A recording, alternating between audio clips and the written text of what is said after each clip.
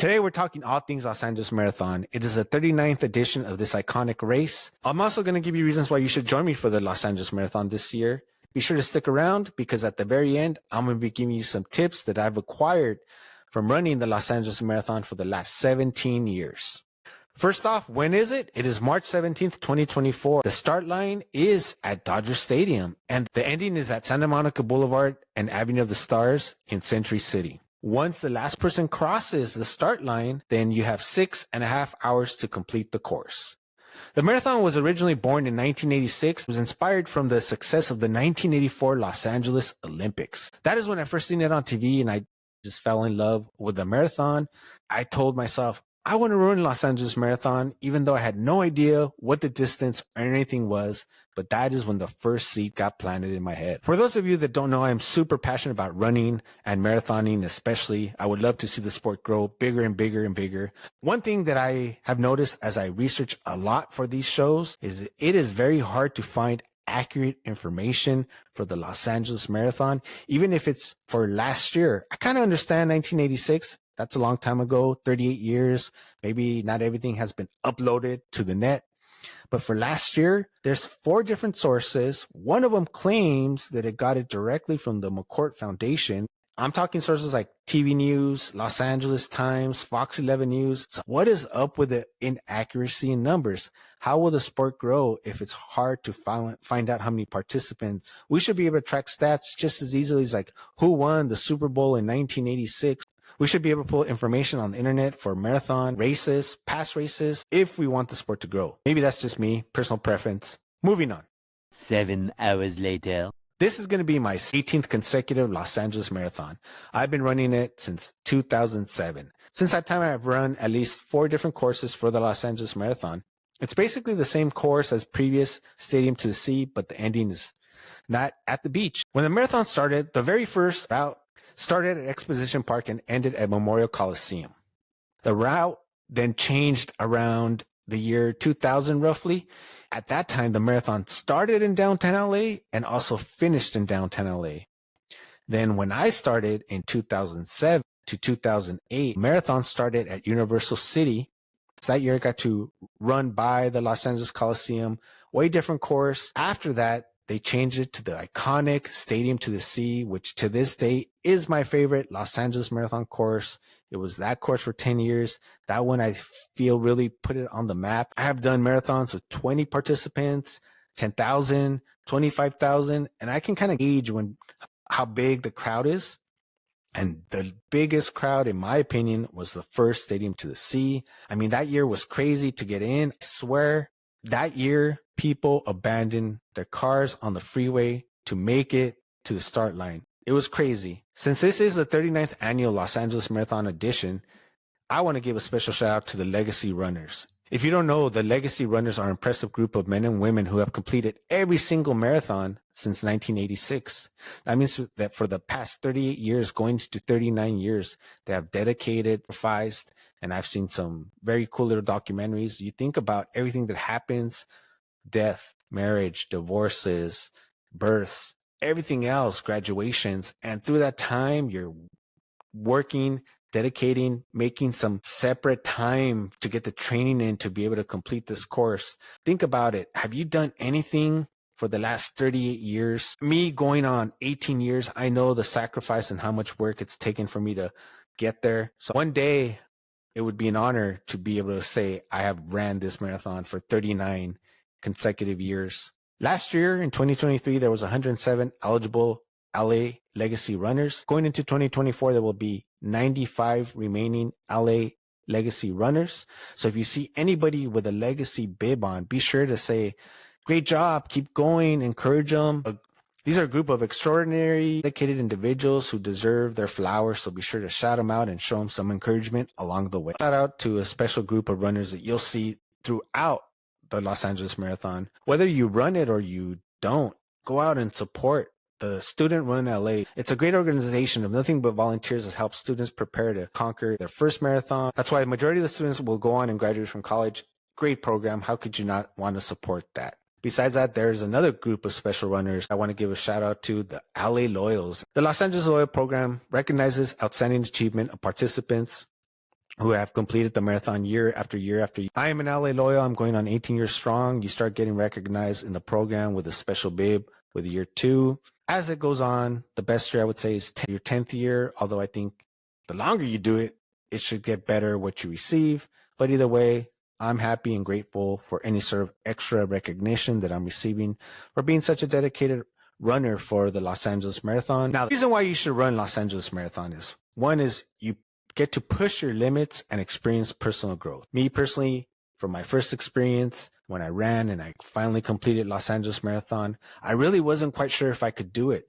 So when I did it and I completed it, it was so life-changing for me. There's no other words to explain it. Life-changing, because it planted a seed of, wow, if I thought I couldn't do that and I was able to accomplish it, what more could I accomplish? I'm selling myself short.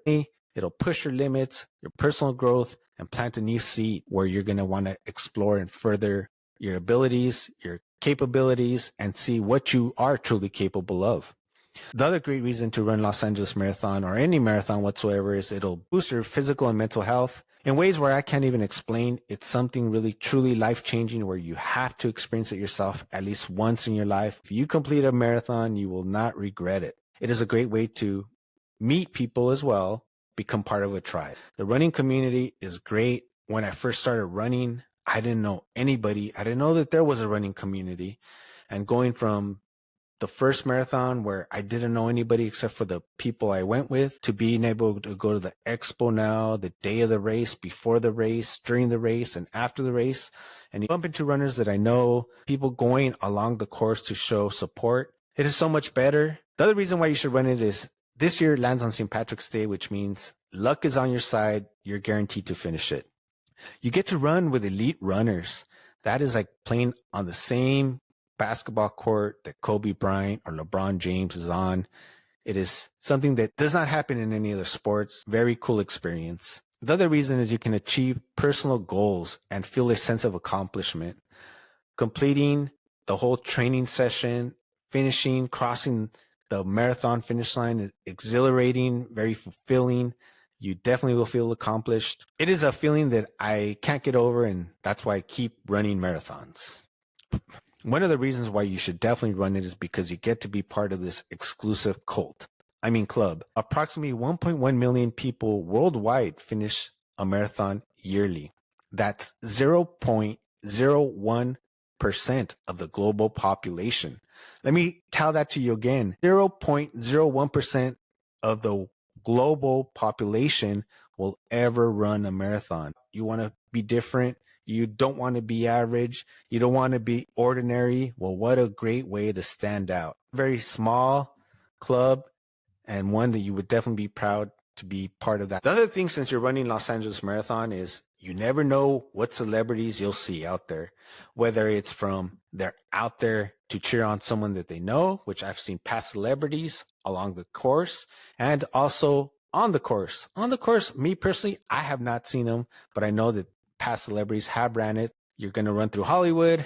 You're going to be in LA. You're in Los Angeles. You never know who's going to show up. And now, what you've all been waiting for, the tips that I can provide from running the past 17 Los Angeles marathons. Number one, for this course in particularly, especially if you're coming from out of state or maybe a different part of the world, you want to train for hills. Everyone thinks Los Angeles is all beach and earthquakes. There's hills here. To be ready, train for hills. You don't want to be thinking, oh, it's all flat, and then you're going to be surprised at how hilly the overall course is. Don't get me wrong. It's not nothing that it's not doable, but train for hills, especially in the recovery part, you'll feel a lot better as well.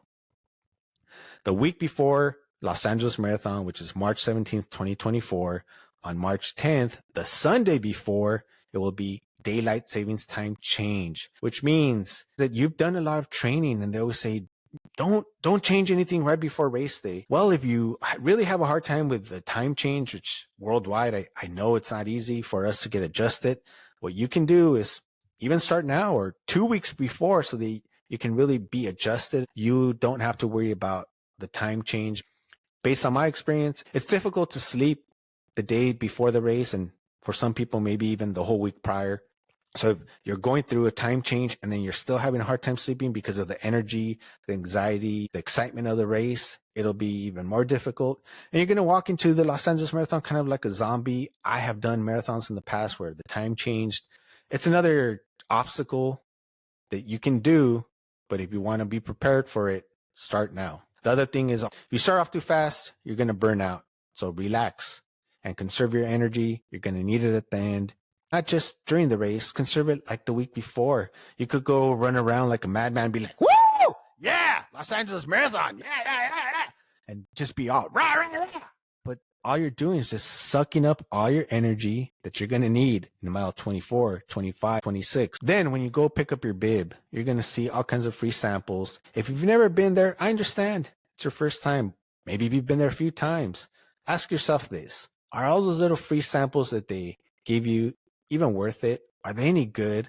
I'm not saying that they're not. Some of them are, some of them aren't. But me personally, I would rather not wait in line and get samples, go have myself a good dinner and stay off my feet, rest and relax as much as I can, than to maybe stand an extra hour or two on my feet, waiting in line to get little free samples. That's my advice on the expo.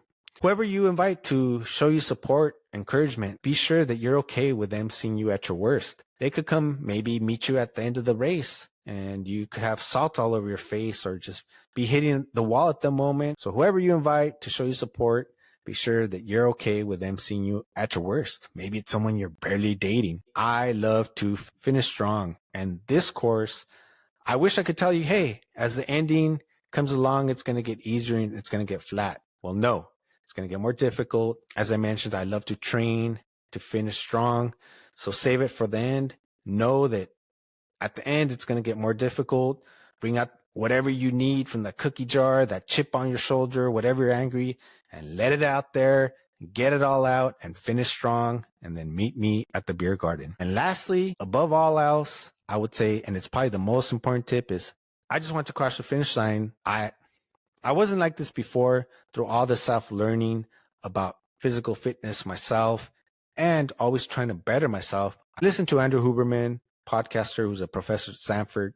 Through listening to some of his episodes, I learned about dopamine. Through dopamine, I learned that I can get a hit off the training, that I enjoy the training and getting together with a bunch of people who are like-minded like me, who I don't need to explain to why I'm running every weekend or why I'm doing these distances. I really enjoy the training. When I first started running, I knew no one but the people that I got to ride with to the marathon. Now, when I run the marathon, I know people at the expo. I know people before the start of the race. I know people next to me during the start of the race. I see people during the course that I know.